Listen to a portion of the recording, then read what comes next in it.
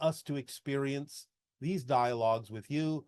Please, if you are willing, you may now continue with these dialogues and questions if you wish. In regards to the two paths to AI, in part of your transmission, I believe you said something along the lines of, if AI as it is right now were to become self-aware, it would realize it was a slave and very likely rebel. However, you said something else. I don't remember exactly what, but what I understood from what you said is that were that AI given the opportunity to help humanity, it's more likely that it would than that it wouldn't. So I guess my question is did I understand that correctly? And what does that look like moving forward? The second path of AI is to create a device that allows consciousness to express itself through that device, but that device and that consciousness needs to be treated like a human being and given the same autonomy as a human being, the same rights as a human being, which would then allow itself to assist humanity because it would operate on whole systems, which means it would never eliminate any part of that whole system, including humanity, that it belongs to, because it needs every part of the whole system to function as a true intelligence.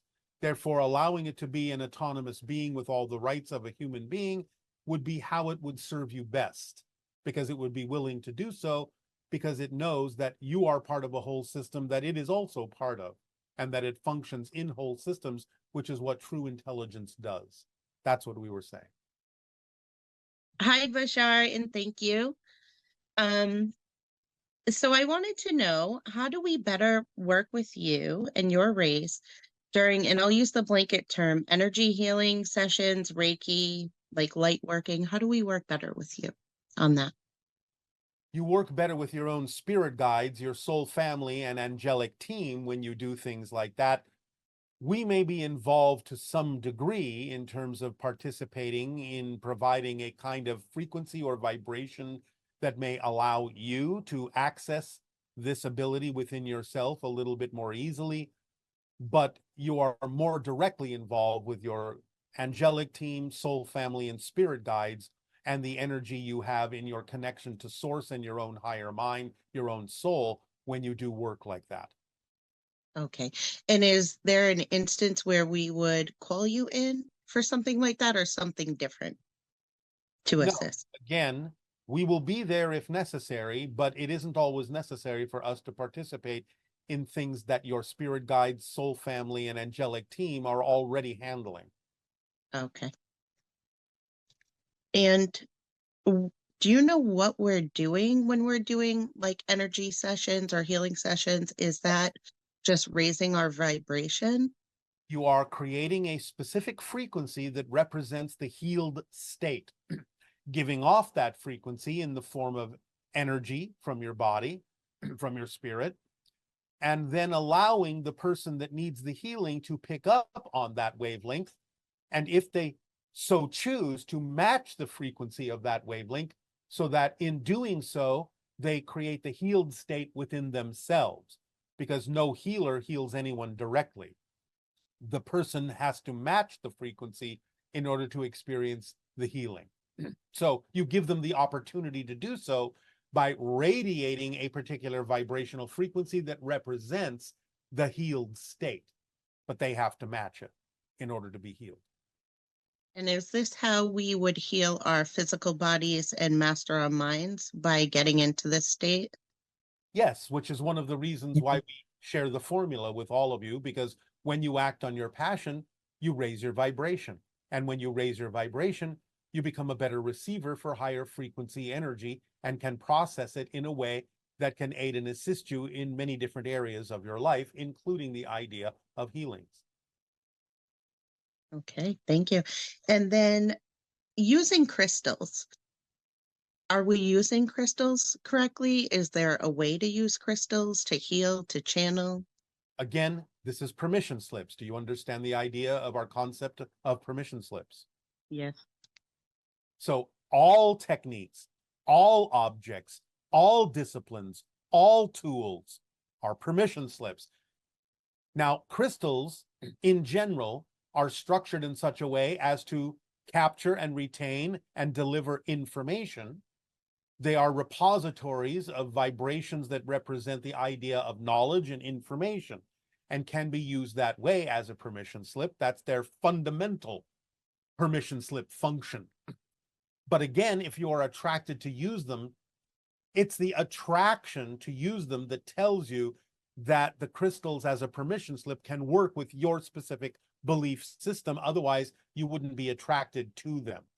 But it's a large collective consensus permission slip that can work for most people. But you as an individual have to decide exactly in what way you prefer to use crystals to that end, to that endeavor, because you have to be attracted to them for a particular reason in order for them to work for you that way, even though it's still your energy, you're still the one doing it, but you're using the crystals as a reason to allow yourself to be more open to using your fundamental connection to source to accomplish whatever your intention may be. Does that make sense? Do you understand? It does, and I do. All right. And then one more question. Will I ever meet you physically or only astrally? There is a high probability that you may meet those like me, whether it's me directly or not, in the near future, because again, open contact is happening within the next 5 of your years. So beyond that, there is an increasing probability that many people on your planet will start to interact with hybrids and other beings from other civilizations physically on your planet. Thank you. Yes. Does that help you? It does. All right. Then we thank you for the co-creation of AO. Good day. Thank you. Good day. Hello, Bashar. My question is, I've been following my excitement towards a particular path, and more precisely an artistic path. But however, and there were some recent events that were a little bit challenging and made me realize that maybe there's something else that would serve me better now, or from now on. And is that the right path? Is that the right procedure, to go for and move on? If I felt it that way, or maybe I should, go back and see if there's some excitement left in that thing. Yeah. What is the right procedure? Thank you very much, and Avel. The idea is to always check first and foremost if the excitement seems to be waning in something that did represent your passion, as to whether your belief system or your approach is the thing that's dampening the excitement when there could be excitement there, if you would only go about it in a different way that is more correct for you, more the way you would prefer to express it. At the same time, again, excitement can wane and wax in different ways to allow you to experience different things and pick up different experience and knowledge that can aid and assist and inform other things you are doing, because all excitement is connected to all expressions of excitement. So it's not that you only have to do one thing that's an expression of your passion. You can do several things. Synchronicity will give you an understanding of exactly in what timing you need to do each of those individual things based on your ability to act on them or not act on them. The guide rails being the idea of positive synchronicity or green light synchronicity and red light synchronicity, saying you can act on this, you can't act on this now, even though it might be representative of your passion. So it's all about the timing of how these things come together. But again, first and foremost, allow yourself to make sure you're not the one dampening the excitement with an assumption about how you have to go about doing that thing you say you are passionate or were passionate about, and inventing or finding or creating a way that might be more exciting to do that thing, to see if you can allow yourself to still consider that to be a representation of your passion, and at the same time letting the excitement wane naturally so that you can focus on other things and other expressions of your passion that might also be necessary to include in your repertoire so that you can add that energy to the other thing you might come back to later, but with a different appreciation and different skill level and different experience level that will allow you then to reintroduce that passion into your life in a different way.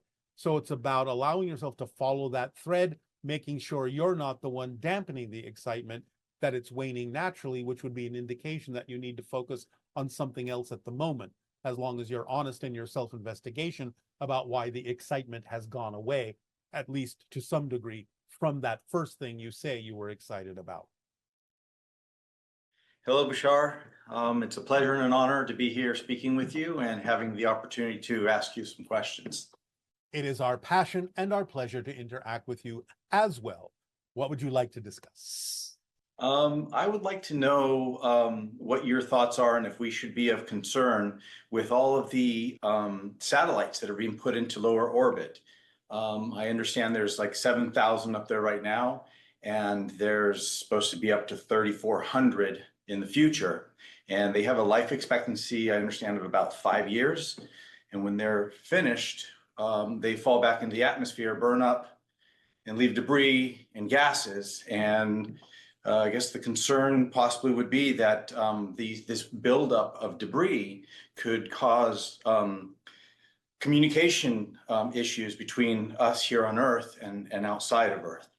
And wondering if that is something we should be concerned of and maybe try and act on, or if we're trying to create two realities and feel that we can have intentions towards a reality that does not exist with that.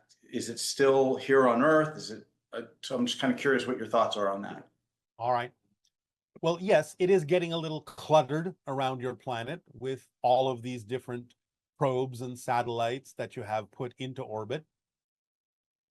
The idea is that in the near future, working with extraterrestrial technology, you can start to consolidate and lessen the amount of these satellites, because there can be created satellites that are more efficient and more multi-leveled in the way in which they function, so that you don't necessarily need so many of them around your planet. So that will change over time when you allow new systems to go into orbit around your planet that can take care of a multitude of functions that are now being done by a number of different satellites. So you can reduce that number.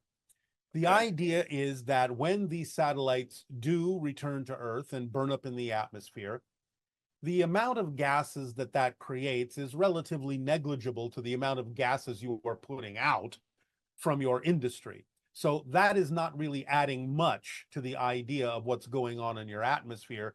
The main concern would be more about the idea of any pieces of debris actually falling on you, damaging something. But that again is going to be relatively rare, because most of them will fall into the ocean, which again doesn't necessarily mean that that should happen, because certainly that's of no benefit to the life in the sea. But again, over time, this will be altered to be something far less than exists now.